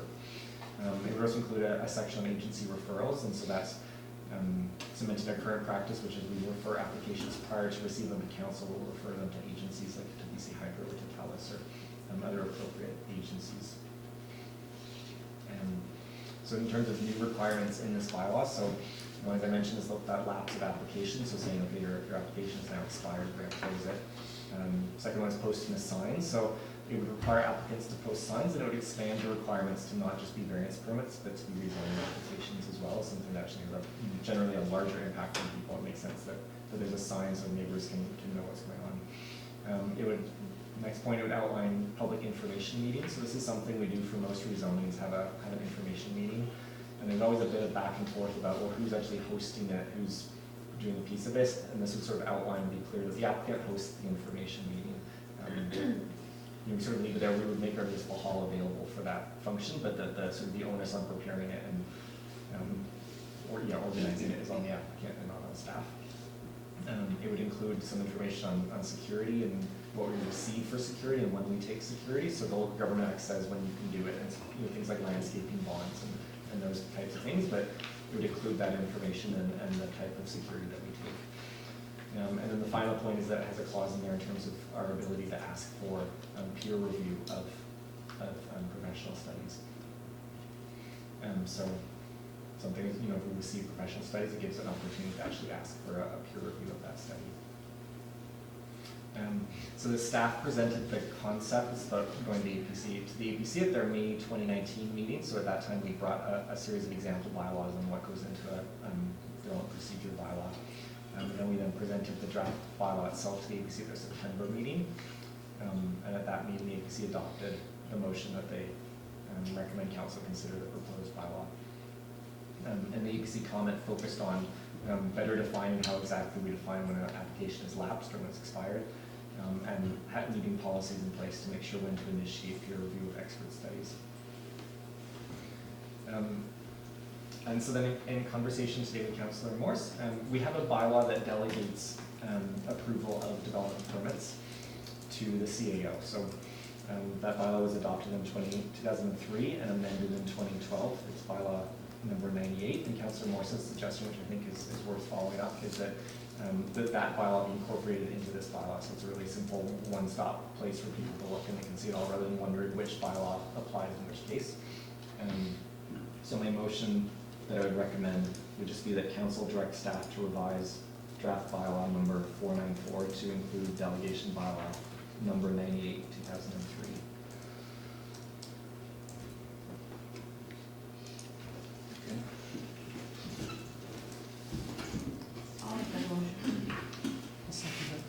Yeah. It seems what we have here is just a common sense housekeeping. There's some housekeeping, and I find it very fair. There is offloading of expenses onto the applicant, which I also think is fair. Somebody looking for a DVP, we shouldn't be paying for the expense of the public meetings and stuff like that in staff time and that sort of thing. So I certainly don't have a problem with that. So the recommendation, sorry, that we just moved. We should Sorry. deal with that one separately, and then get into all the others. Can you say the number again? I missed it. Sure, so it's to revise draft bylaw 494, which is the Yep. bylaw before Yes. you, to include delegation bylaw number 98, 2003. 2003. Okay, let's start there. Does anybody, we need a second on that? I moved it. You- I seconded it. I think Okay, Rob Rob seconded it. I okay. seconded it, it doesn't. Call it Rob, and any further discussion? I have one. Yes. I was curious about delegations and how they were handled, so thank you for bringing that up. My question relates sort of to when applicants get to speak at meetings. Is that also in the, it's probably not in the delegations bylaw, but I just wondered if that was something that's described somewhere. I think that's not in this thing. I would imagine that's more the, like our council procedure. So in terms of when they speak at meetings, it's more about how the council meeting Okay. itself. Because I just have run into this in other meetings, and I'm wondering, okay, I'll look in the council procedures bylaw. It doesn't necessarily have to be bylaw it just says who makes the decision. Right. Nothing to do with, and the delegation bylaw we made because the water course and the forming characters looked at by the advisory design panel. The water course one is very much the raw report, or the report from the qualified professional. And none of us have any of those technical expertise. So that was council many years ago delegated that decision to the CAO. Now, just a good clarification, we're not talking about delegations, we're talking about delegated Delegating authority. authority. Yes. To the Yeah. CEO. Oh, okay, Yes. yeah, Yeah. that's, I'm Yeah. just getting that, Yeah. thank you. Okay, Delegated because I wanted to understand what this thing is we're about to move. Yeah. And so that, not delegations by law. No, well, it is, it was a Delegation. bylaw to delegate the Thank you. authority to make the decision. It's not a plural. Okay, gotcha, thank you. Which we're just including it in the other, this Mhm. other bylaw. Included in this one. Yeah, okay, that helps. Okay, I'll ask a question. All in favor? That's unanimous. Okay, now we're going to go back to the original procedures bylaw here. Do you want to go through this? Do you have a lot of issues on I it? have a ton of issues. The ones that are formatting, typos, I will leave out. Thank you. But Daniel will have to meet tomorrow on the next thing. So I've got a couple of ones. One is on, which I think the APC brought up. The turnaround, well, this is 5.7, the turnaround time. I thought most of the referrals we got gave us 30-day turnaround time. So why are we and the other side going back to the government and only giving them 21? I think, Yeah, I mean, I think more that's just when we send out referral letters now for like our internal referral, and our referrals, that's typically the timeline we look at, it's like Yeah. a 3-week so turnaround. to me, 30 days would be a more reasonable timeline than 21. Because I think when the government sends us stuff, they give us 30 days to turn it around. And by the time they get it, assign it to somebody, you've used up the 21 days. And in that same 5.7, if they don't respond, what you said, they may be considered to have no concern. Not will be considered. So there's a big difference. Yeah, so when I was looking at that, I wanted to have the flexibility to follow up. Like if I felt that something was gonna impact BC Hydro just because they hadn't responded, I wanted to say, well, I'm gonna go back and I'm gonna handle them a little more. But I didn't want to be forced to, but I wanted the option to say, okay, if they haven't responded, it's probably because they have no concerns. And at some point, you would then say, they haven't responded, so Yeah. we're gonna move on. Yeah, Rather than actually hounding them to get an answer. yeah.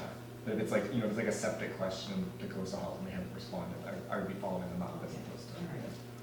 Can I ask, if you're looking at the pages, could you tell me what pages? Then we can follow along. Well, I've got a printed copy here, but. It's page 3 of the bylaw. It's Thank page you. 3 of the bylaws, not a page of the agenda.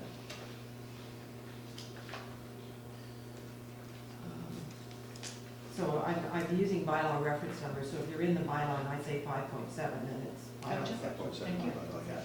So you have a problem with the 21 days. I don't have an issue. It's a minimum of 21 calendar days, eh? For the date of referral. Yeah, but I think they should be given a minimum of 30. Just because that's what they give us, the government, most people. And the Allen's Trust, it's 45.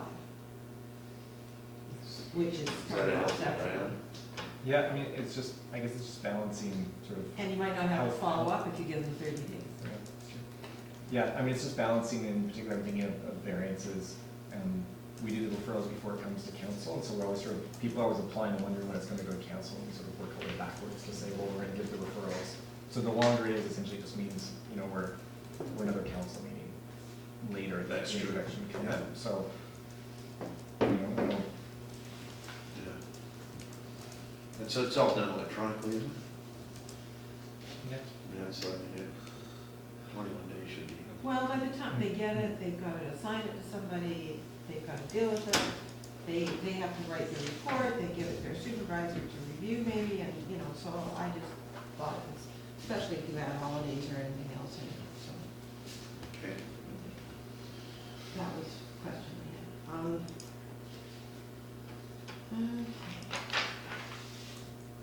I definitely want to talk about the qualified, the independent review. Okay.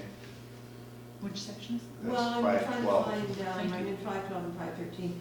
The manager may require the applicant to provide such a review of the information. All of these professionals all belong to professional associations, all of whom have professional development requirements, professional rules and regulations, and being a professional myself, what do? Do we hire a peer review? Do we review, have KPMG review our BDO Dunwoody audit? I mean, no, those people are required professionals. If you want to have some, so people thinking that just because it's being done by somebody who's being paid for the applicant, if you need professional help to translate what they've said, then that's not asking for a peer review, that's asking for professional assistance, and I think we should be paying for that, if we haven't got the capabilities to do it. You think? Like if there's an issue, an environmental issue, that's what an independent review would be. If a qualified professional Yeah. has made a statement and provided the report that there will be no impact, or if the applicant follows these procedures, there will be no impact, then it is a total insult to that professional to go and ask somebody else, who's another professional, and I'm not sure you're necessarily going to find another professional who might do that, to review that professional's report. Now, if they, Is if you this don't what we're under- talking about then? yeah, that's what he's talking about, a peer review of the other professional's report. Okay, Maureen's gonna be Maureen. Allison, let's just give it. Yeah, I think Sue Ellen and I probably got the same point to make, which is that the provincial government has been engaged in a review of the professional reliance model for some time now, and it relates to exactly this kind of issue where there could be more certainty given if a report were peer reviewed. So I personally have no objection at all to the discretion of the manager requesting a peer review. At the applicant's expense? Yeah. Not fair. So, That is what I'm going to talk about. I remember sitting here at the council table, hearing about companies that had, "We will get you your permit," on their advertising. And I've had individuals in the community tell me they will write what I tell them to write. And I think these problems do come up sometimes, and not just here, other islands as well, sure, in all kinds of communities. And I think that the problems can be other kinds of problems with professional reliance reviews too, such as coming in the middle of winter, or, you know, it could be a weather-related thing, and that there needs to be another look at it. There could be other concerns, and so I think it's at the discretion of the planning department is a good idea, and I know that, and I agree, I was gonna bring up that too, that the province is asking for input into this because they've been getting this concern from many communities.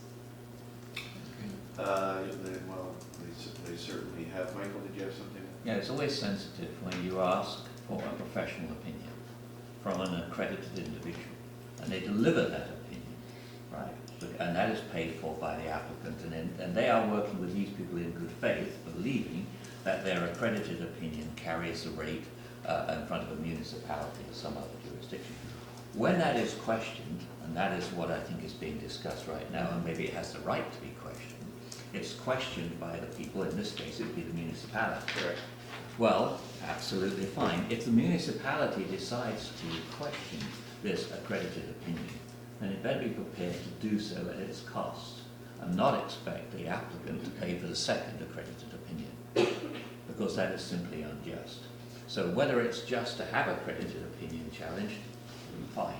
But if we're going to do it, don't ask the applicant to have two to be paid for, because that is just loading. That is just unjust. So if it is just to do it, I guess we have to accept it. But then the people who are calling for it, they better pay the piper. Yeah, I agree. Just in 2 points here. And one is that first of all, you have to have just cause to do that. Yeah. And I also think that, yes, I think the municipality should pay for it in that case, there's no question. But the just cause, and I don't think this would come up very often. I don't want to see, the municipality going in there to get a decision that they prefer, which is, really not the way we want to operate by any stretch of the imagination. But if it is that far out there, and I don't see it happening that often at all.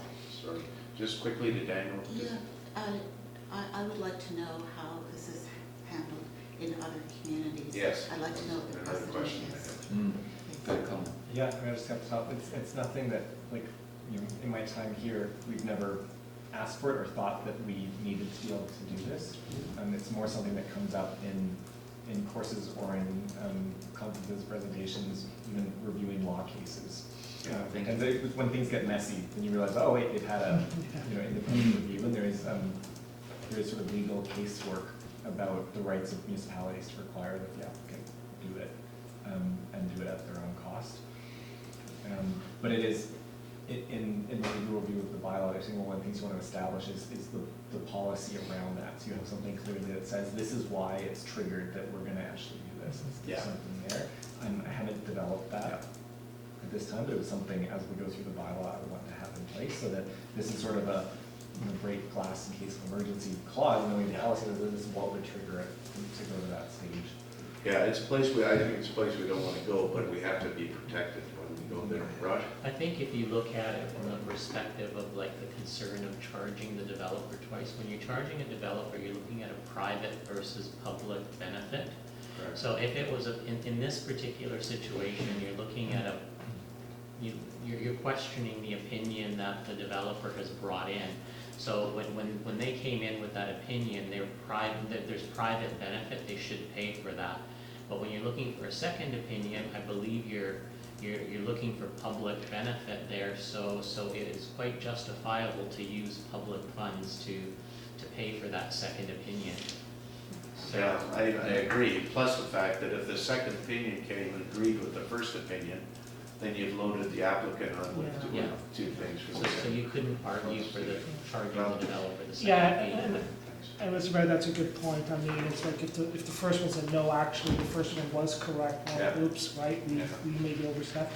The flip side is if it says, hey, this was not credible, you went with some fly-by-night company or whatever it is, I don't want the municipality to be on the hook for that. So I don't know if there's any way in the wording that we can even, do we need to state you pay, or is this something that we can leave a bit more open so that we have the discretion when one of these freaks of nature snitch scenarios comes out, that we can have a bit of a call? I mean, part of me is okay passing it as is because it is at the discretion of us to do this, and I trust our discretion that we will be reasonable. But do we need to have they pay or we pay? I don't want to put we pay in there because a scenario like Council Fast could come up, and I don't want us to be paying for that, so. I think, so this is definitely a section that I can flag and provide more back in the report and more details and information on when it comes back, when we talk about it, the community as a whole. But I would say instinctively that if we put in here the applicant pays, it gives the option of then, maybe the policy says these are the cases when we cost share or when we pay for it or something. Whereas if the bylaw doesn't say it, then we can't charge them. Okay, thanks. No, I think it should be. So following on that, I mean, one of the other things is to, if you're concerned that you could have a list of, you could have a mutually agreed upon professional or something like that, if you're concerned about, somebody who has a fly-by-night reputation, but if somebody has a fly-by-night reputation, then you better be reporting them to their professional association if you think that. So. I think that's a strategy. Okay. So I should have highlighted the ones that were. I think the other one is sort of the lapse of time. And I think the APC picked up on that. Did you extend it to a year, Daniel, based on the APC's recommendation? Yes. And,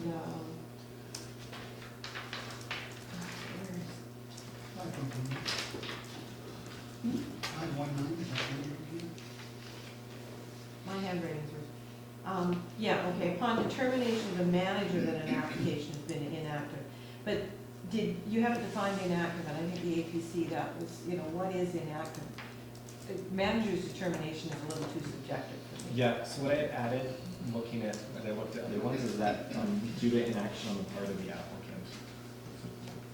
But I guess what does inaction mean? If they're waiting for a report to come? And I would think they're. That's not. Yeah, if they're finalizing a report and they've been communicating that they're doing a report. And they the professional can say, I'm doing the report. As opposed to I'm going to hire someone to do a report. And that sits for 12 months or 18 months or whatever, right? That seems more in action as opposed to this professional is actively doing a report. Which you can verify. Yeah. So I guess maybe there's some supporting policy that maybe needs to go with the bylaw that sort of gives some definitions of examples of what inactive might be. Yeah. I mean, knowing how long sometimes it takes to get things done.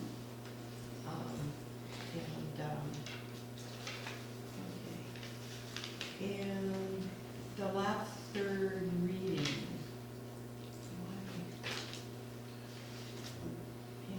If there's anything else, this is first reading, it's going to be. Well, I'm not voting on first reading tonight, I thought we weren't doing first reading. Oh, I see. So I think to send it back to revise it, then it'll come back to a committee. Yeah. But if those changes, so. Yeah. All right. So does anybody, Allison, how much? Oh, I could go on for hours. I haven't even got into the application form. So that's why I was. Well, maybe Yeah, so that would be I'll sit- better at I'll the sit committee down level. with Daniel and that's why I was saying committee of the whole, but if we're not giving it first reading tonight, then I'll sit down with Daniel and go through. I did send him a scan of this, but knowing my handwriting. So the other just general question I have is with the application forms. It's gonna be really hard to, and I know we did this with the building bylaw, so it's a policy type thing. Is it better to have a list of the items that would be covered versus having the actual application form in the body of the bylaw?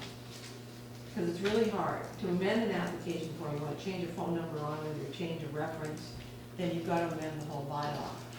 Whereas if you had a policy page that said the application must contain the following, Yeah. and the manager will prepare the application. Yeah, I can look at revising that. Now, we did that with the building bylaw. And I think, And maybe we the other one should I've have. looked at too is ones where it says something to the effect of generally in the form of. Yeah. It leads to okay, our logo's changed and our something else. It's not asking for new things, but it's reformatted or something like that. I can Yeah, look or at some catch-all where you can Yeah. add extra requirements. I support that too, because that allows you to take forms online or Yeah. to, you know, to put them into a ticket question kind of thing. You can, anyway, it allows you to respond in a digital way as well. Well, circumstances change, you know, updated, it's easy to do, so Yeah. that would be the other. Okay, so do we need a resolution to move this? So you already, you passed the resolution I was looking for, so I don't need it. We're done. Okay, that's all you need. And you're gonna discuss it with Yes, I am available. Ruggles, and Yeah. we'll do this one more time. But I generally speaking, I think it's great. I think it's I think it's high time. really cleans, really cleans up a lot of stuff. Yeah, no, it's definitely better, but Yeah. there's a lot of things that have to be fixed. I was not happy that we received legal review, Okay, given the problem I've got with it. understood. After 25 years, I'm delighted to see it in front of us. That's good. Yeah. Okay, 6.3, Jennifer McGowan. Come on up, Jen. Thank you. You're welcome. So I don't really have much more to add to the staff report. It's basically what you see in front of you. We created the emergency program bylaw just about 3 years ago now, and we've had a good run at it. And I think through the meetings that we've had, it's become evident that potentially we could change the structure of the emergency program. So I'm proposing that we dissolve the management committee. It's not a legislative requirement. I don't like meeting for the sake of meeting because it's written in a bylaw. I think there are other ways of accomplishing the stakeholder engagement that takes place at those meetings. Yeah, that about sums it up. So, I'm in support of this motion, partly because I think we were through the launch period where we were trying to re-engage the emergency management program and get it happening. And Jen's been doing great work getting, as a staff person, we didn't have that position before. And it seems to make sense to me now that we have somebody in the staff position doing all this wonderful work, that if it's not needed and everybody agrees, then no, I hope it would continue. I think it makes sense for something in the early stages that you would need more coordination, but now people can better spend their time on training and exercises and other useful things, then by all means, let's dissolve it, and I'm prepared to make the motion. Yeah. I'll second. okay, can we read it? Okay, that bylaw number 495, 2019, cited as Bowen Island Municipality Emergency Program Regulatory Bylaw number 428, 2016 Amendment Bylaw number 495, 2019, be read a first, second, and third time. Second. Okay, any further discussion? I think the dissolution of a committee is most encouraging. That's no good to say. Wow, that's. And on behalf of municipal And we still staff, have I'd just like to Yes. actually Okay. really, Yeah, and really acknowledge and thank Jen for the contribution that she's made to the emergency Yes. management program over the last year. She's done incredible work for the municipality. Truly, truly amazing, thank you. And just to answer your question, yes, we still have an emergency executive management committee, or whatever it's called. What's it called? Emergency Program Executive Committee. Thank you. And that committee can also strike committees if needed for specific projects. You know, Correct. like if we were gonna do something special about some situation that was arising.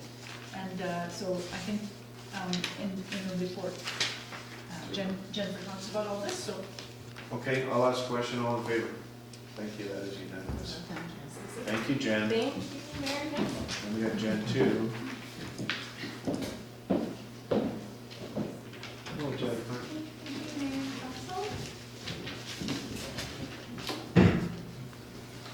Okay, I have two issues. So the first one is in regards to the property at 1791 Francis Walk, which came before you on October 28th for a development variance permit. That was DVP 12, 2019. At that time, council did pass the variance to the setback of the sea from 30 to 15 meters. So now what's come before you is an amendment to the building covenant, the building envelope covenant.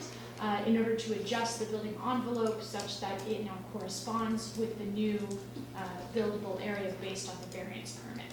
So it's pretty straightforward. It's just a shift to the west of the building envelope covenant. It's a slightly different shape, but more or less it corresponds with the variance permit that has already been issued. I would move the council authorize the mayor and corporate officer to enter into covenant attached to the staff report dated June 15th, 2018 for 1791 Francis Walk, legally described as Lot 12, Block 4A of Plan 4042. I'll second. Thank you, Sue Ellen. Any further discussion? All in favor? Thank you. That was fast. Yes? Okay, the second issue is a little bit more complicated, so I do have slides for that one. And this is in regards to the Snub Cove design guidelines. Council has directed, Council has directed via the island plan in priority B3 that the Snub Cove design guidelines be reviewed with the intent of affirming arts and crafts nature of Snub Cove. So this is all in response to that directive. There was a council report on May 27th that Daniel put together that describes some potential next steps. And this is also following that. At that time, council requested that we, as staff, identify the range of review that would be desired in order to update the Snub Cove design guidelines. So that's what this is now in response to. So I'll be showing you the scope and describing that, and then also a work plan that corresponds to that scope. So just a quick overview. So this is all in regards to the Snub Cove Village area, which is described in the OCP via a boundary, and then 2 DP areas within that boundary, the Village Periphery and the Village Revitalization DP area. So the existing Snub Cove design guidelines are from prior to 2000.